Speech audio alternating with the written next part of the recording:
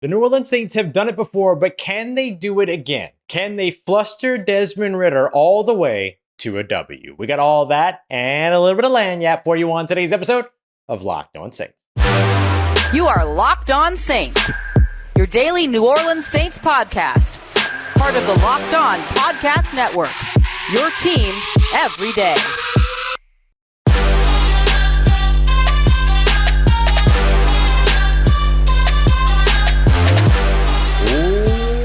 What is good, Who Dat Nation and Who Dat family? Welcome into another episode of Locked On Saints, your daily podcast covering your favorite team, the New Orleans Saints, part of Locked On Podcast Network, your team every day. Thank you, as always, for making Locked On Saints your first listen of the day every day. Big thank you to all you everydayers out there. Don't forget you can subscribe and follow for free on YouTube or wherever you get your podcasts so you never miss the latest episodes.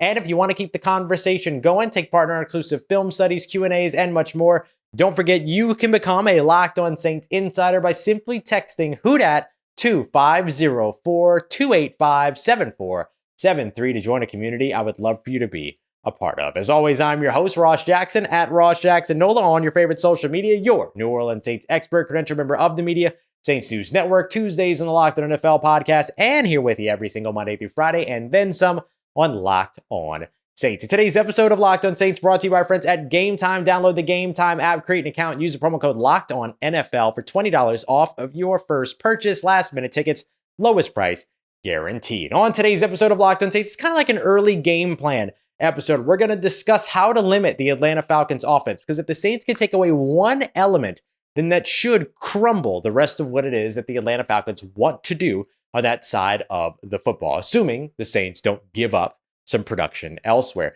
We're going to take a look at quarterback Desmond Ridder, though, for the majority of the show. We're going to be taking a look at where it is that Ritter can win against this New Orleans Saints offense, including a common annoyance amongst the New Orleans Saints defense and for the New Orleans Saints defense. And to kick it all off, we're going to take a look at how the New Orleans Saints can combat Desmond Ridder. Because if the New Orleans Saints do one thing and one thing only, Desmond Ridder will not be able to produce effectively against the Saints. And that is simply get pressure on him. They don't even have to get to him. They don't even have to finish plays at him. All they got to do is get pressure on Desmond Ridder. And all of a sudden, that dude falls away. And that's exactly what it is that the New Orleans Saints want to get done. So you want to know what works against Desmond Ridder? It is pressure. Right now, he is tied for the second highest pressure to sack percentage amongst the 30 quarterbacks in the NFL that have taken at least 200 dropbacks so far this season. Ahead of him,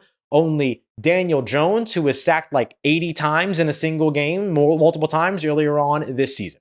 And he's tied with Sam Howell in that same metric as well. About 26% of the times that Desmond Ridder is pressured, he gives away the sack. And I think that is big for this New Orleans Saints defense that's looking for a pass rush to gain a little bit of confidence and gain a little bit of rhythm. Just so you know where Derek Carr is in that equation, he is 17th of 30, so he's right in the middle of the pack. Not only does he give up those plays at the quarterback, but he also has a 61.1 passer rating when under pressure and a 47.6 completion rate, which is down from a mid 70s, a low 70s completion percentage. So a big time drop off in both of those metrics. So you can see that he gets flustered very, very easily. So this is where guys like Cam Jordan, early season Carl Granderson, who's already got 5.5 sacks on the season, Tano Passanio, somebody who has been very, very helpful for the New Orleans Saints, and maybe even Jason Pierre-Paul, if the Saints do indeed get him involved. They have him on the practice squad right now. Will they call him up for this game? Feels likely, but we'll see how quickly he settles in with the Saints defensive system first. But the Saints are going to be looking to get some pressure on Desmond Ridder. And honestly, one of the things that I think that they should also be looking to do, supplemental pressure. Utilizing Demario Davis as a blitzer. He is a fantastic blitzer, and he tends to finish when he gets to quarterbacks. Finding ways to get some of those other blitzers involved as well, whether they be from the slot, from the safety spot, Pete Werner, finding more ways to just supplement and create pressure against Desmond Ridder. You should do it, because this is going to be a game where you'll absolutely see it pay off, whether you're getting to him and you're getting him down or you're not. that's going to be big for this New Orleans Saints team, because even if he gets the passes out, as we've seen, we see the completion percentage drop from 71% to 47.6%. We see the passer ratings plummet as well. So there's lots of good stuff there for you to be able to do. The other metric that you can measure in terms of the effectiveness of pressure on him, even if you don't finish the play at the quarterback, is the turnover pass rate. Turnover worthy pass rate doubles from 4% to 8.8%. So more than doubles going into that. So that's pretty big too. And especially if you're a New Orleans Saints team with 18 turnovers on the season and you're going up against a team that loves to turn the ball over like the Atlanta Falcons, pressuring the quarterback is absolutely a way to do that, whether it's by forcing yet another fumble lost where the Atlanta Falcons have had a ton of trouble so far this season, or whether it's forcing another interception where they've given up 7, they've only got 5 that they've taken away on their defensive side. So finding ways to do that. And as we examined later last week, that the New Orleans Saints, when they force turnovers and score off those turnovers, they win games. Literally 5 out of 5 times that they have scored off of a turnover, they have won the game so far this season. So maximizing their opportunities to do that here against the Atlanta Falcons will be pivotal. The other thing to take a look at is that he plays fast and loose when it comes to short and intermediate areas. A lot of his interceptions have come not downfield on the inaccurate areas. In fact, he's actually been quite accurate there, a little bit over 50% completion percentage going down the field. Very good, actually, in that area. But when it comes to between or within 20 yards of the line of scrimmage, he puts the ball in harm's way quite a bit. Maybe it's that he gets too comfortable in that area of the field, right? Don't have to do a lot to get the ball to the receiver there. Don't have to push. Well, if you don't, that's going to hang it up and give players an opportunity to go and take those away. So there's a little bit of that, a little bit of sailing passes, things like that. Just a little inaccuracies that come with being a young quarterback in the NFL. He performs much worse having to read through zone coverage than he does attacking man coverage. And for the New Orleans Saints, who have played a lot of zone coverage so far this year, maybe this is an opportunity where you see the zone coverage actually pay off for them. We've watched it bite them in the butt a lot so far this season. We saw that against Indianapolis, certainly saw that against Minnesota. The Saints have played a lot of cover 2 and have played a lot of zone coverage, a lot of cover 3 so far this season. If they continue to do that, those could be things that can actually work in their advantage as long as they're not giving up the massive passing lanes and the rushing lanes and the ability to extend plays and stuff like that in the meanwhile, right? So that's going to be a big one. And maybe that's something that ends up helping them too, because that means that all of those defensive backs, all those players in coverage, instead of them having their eyes upfield or downfield, rather following the receivers, their eyes are back upfield on the quarterback. So maybe that helps them be a little bit more disciplined in holding those quarterback escape lanes and stuff like that as well. Now, the Saints do play a lot of cover 1. It's what they play the most so far this season, or have played the most so far this season, according to our friends over at Fantasy Points. But I mean, they play a whole lot of cover 2. They play a whole lot of cover 3 as well. And that could work out very, very well in their favor by making Desmond Ridder process his way through his progressions, which is something he has not been super strong at doing. One of the things that he has been very strong at doing, though, is escaping and extending plays. So another mobile quarterback that could give the New Orleans Saints some problems. He's not a dual threat guy, I wouldn't say, but he's certainly got the mobility to be pesky. Can the New Orleans Saints finally put a lid on one of these mobile quarterbacks? We got that coming up for you as we continue on with today's episode of Locked On Saints, part of Locked On Podcast Network, your team every day. Today's episode of Locked On Saints brought to you by our friends at Gametime, my go-to place whenever I need tickets, not only for sports, but for theater, for comedy, for music, for big events. There's a whole bunch of different reasons to check out Gametime, and not the least of which being the fact that they got deals and flash sales all the way down to the day of the event. I've even purchased tickets there like right before leaving the house to go to the event. Yeah, I do that a lot, especially like with Pelicans games and stuff like that. When there's a game I just can't miss, or I want to go and see the new, play-in tournament, stadium, or not stadium, but arena floor and all that stuff.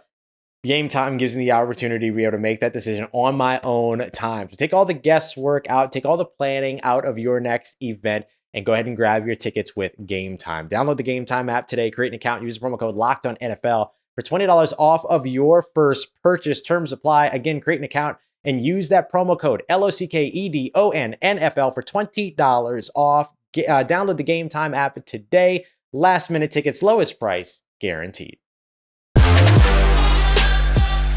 All right, family, continuing on with today's episode of Locked On Saints. What does Desmond Ridder do well that could be pesky for a New Orleans Saints defense? Well, You already know one that's coming, but there's a little something extra that he can pull off pretty well that can give the Saints some trouble. I appreciate everybody for being here, making Locked On Saints your first listen of the day every day. Big shout out to all the everydayers out there. Make sure you're checking out Locked On Sports today, our first ever national 24/7 YouTube stream. All of our Locked On national experts and our local experts delivering on the biggest news of the day. Make sure you're going to check that out. Subscribe to the Locked On Sports Today YouTube page right after this. All right, so now we're taking a look at the New Orleans Saints going up against Desmond Ridder. We talked about some of the things that the Saints can do well against Desmond Ridder, pressure him, right? Force him into mistakes, take advantage of those mistakes, all those things. But the other thing that the Saints should be looking at is getting prepared for what it is that Desmond Ridder does well. And there's two things in particular that he does well that could be nightmarish for the New Orleans Saints defense. The first of which is, of course, mobility. He's got enough mobility to be pesky against the New Orleans Saints. You've actually already seen it. He had an 18-yard run, 6 rushes for 38 yards in the home win for the New Orleans Saints against the Atlanta Falcons, the last time that these two teams faced off when Desmond Ridder was a starting quarterback for them. That was a game in which the Atlanta Falcons lost 21-18. The Saints were 5-9. The Falcons were 5-9 at that time, and that, of course, was on just before last Christmas. So not far away from where these two teams are meeting up this season. But when you look at that game that they had and the game that Desmond Ridder had against the New Orleans Saints, you'll notice something here. Completed only 50% of his passes, 13 on 26 passing, passed for only 97 yards, no touchdowns, no interceptions, but was sacked 4 times for 8 yards. And he took a big-time sack percentage, and this was 13.33% of his dropbacks were sacked. So he was a little busy getting roughed up by this New Orleans Saints defense. And I think that a big piece of that came down to, A, New Orleans' ability to pressure him, but then B, like the coverage on the opposite side, right? The Saints got off to an early start in that game. They scored they scored twice in the first quarter, 2 touchdowns. They had a 19-yard pass and catch from Andy Dalton to Juwan Johnson. Juwan Johnson would score his second touchdown of the game later on in the game as well. And then Rashid Shaheed had the big 68-yard pass for a touchdown from Taysom Hill. Remember that one? And so that put the New Orleans Saints up to a 14-0 lead early, which forced Atlanta into a situation where they felt like they needed to throw the ball. So they kept putting the ball on through the air with their young quarterback, and the Saints' coverage was outstanding throughout this game when it came to that. So I think that that's the thing that you're looking for in this one, is that he's got the ability to kind of like move around, extend plays, all that. But if the coverage can hold up and not let up, hopefully this pass rush can get home. But, look, he extended some plays. He did all of this last year.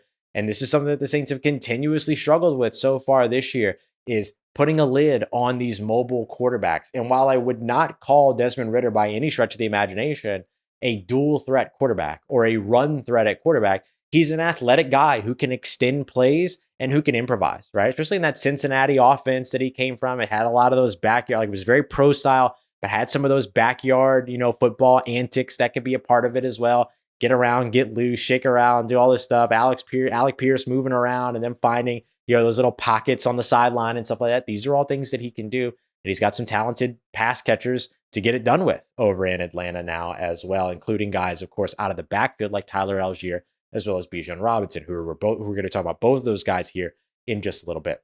The other thing that Desmond Ridder does well is that he operates pretty well against man coverage. He understands when a defender has his back turned towards him that he might be able to fit a tight window pass in. He's good with back shoulder ball location, things like that. So when you get those man coverage opportunities, you really need the man coverage to be solid, right? And you need your players and their instincts ready to go and make a play on the ball, as opposed to being specifically focused on trying to make a play at the receiver. So going for the ball, raking through hands, doing all those things, right? And also turning around and making their own play on the ball and trying to outplay the wide receiver to come down with it. Something we've seen Paulson Adebo do very well so far this season. But he does pick apart man coverage pretty well. He does that a lot better than he does against zone coverage. And it's one of the reasons why, like, if you look at a lot of the fantasy information right now, they consider the Saints defense a plus matchup for Desmond Ridder because of that very reason, right? That's a part of it, the lack of pass rush.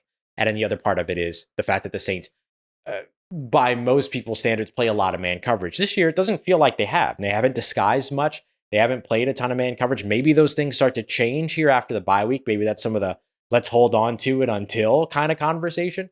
But if the Saints continue to do what they've done so far this year, which is play heavily in zone coverage, that might end up working out in their favor, as we just broke down in the previous segment.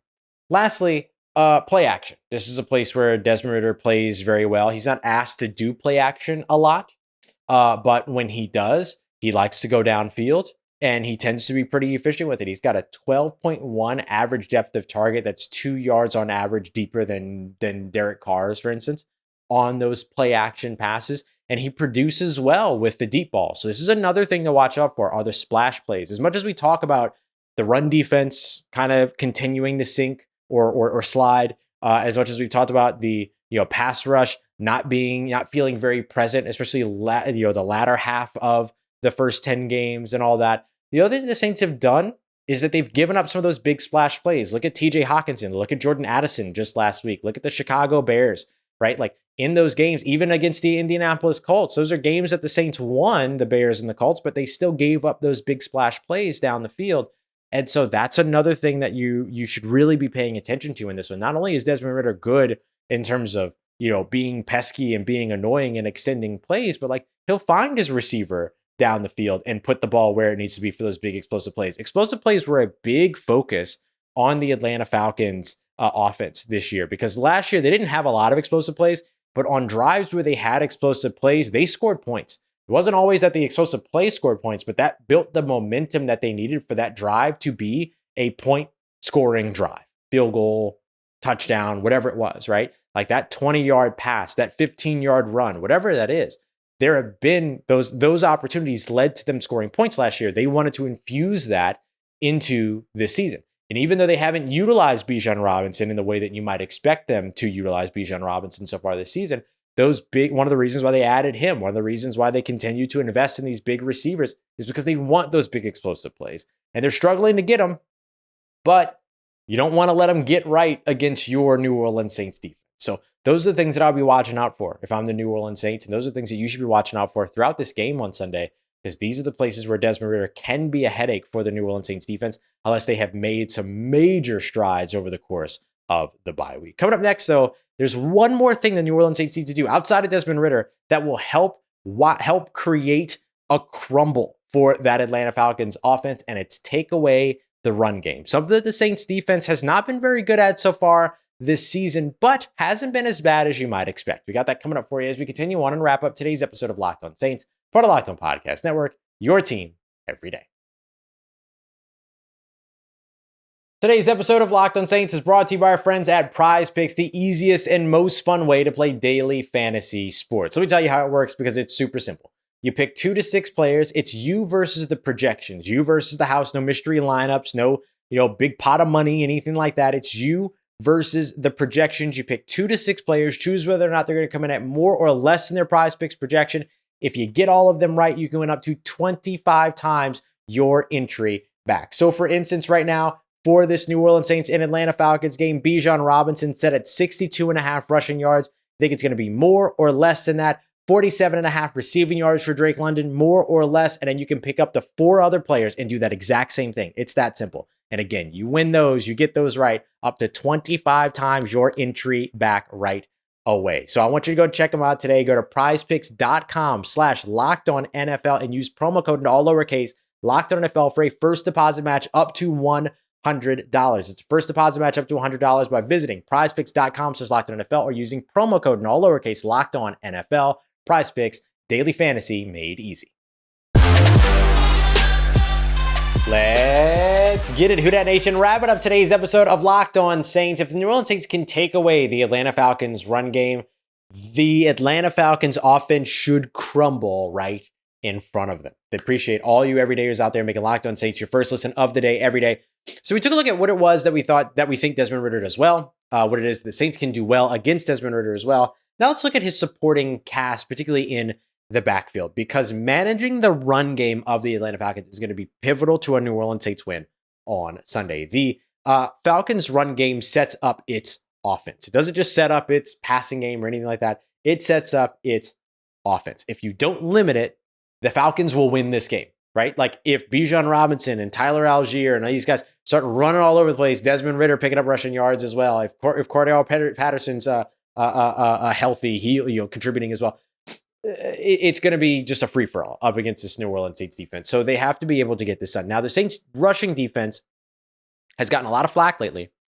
But if you look at the game against the Minnesota Vikings, it actually performed well. If you take away the rushing yards and the rushing attempts of a Josh Dobbs, the scrambling quarterback that gave them a lot of trouble, you could see that the Saints actually held the Minnesota Vikings to under 4 yards per carry on the ground. Now, those are slow processing backs in Minnesota and a slow offensive line in Minnesota. You have a much more athletic offensive line in Atlanta, and you have some high level, high IQ, high processing running backs in Bijan Robinson and Tyler Algier. So it's a bit of a different game plan there, but if the Saints are just disciplined and maintain their run fits and do the things that they need to do, they can take away some of those rushing alleys, not allow for those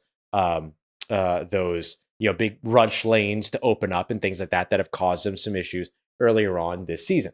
The the Atlanta Falcons right now have the number 7 rushing attack in the league. If you look back to that game that we mentioned earlier, the Saints running out to that 14-0 lead, well, one of the things that happened was when that lead started to narrow a little bit and the Falcons got within 4, they got back on their run game. And when they got back on their run game, they got back on their run game. 231 rushing yards for the Atlanta Falcons in that game on 39 carries. On 39 carries. And the 2 touchdowns that they scored in that matchup were both rushing touchdowns, one by Cordell Patterson, one by Tyler Algier.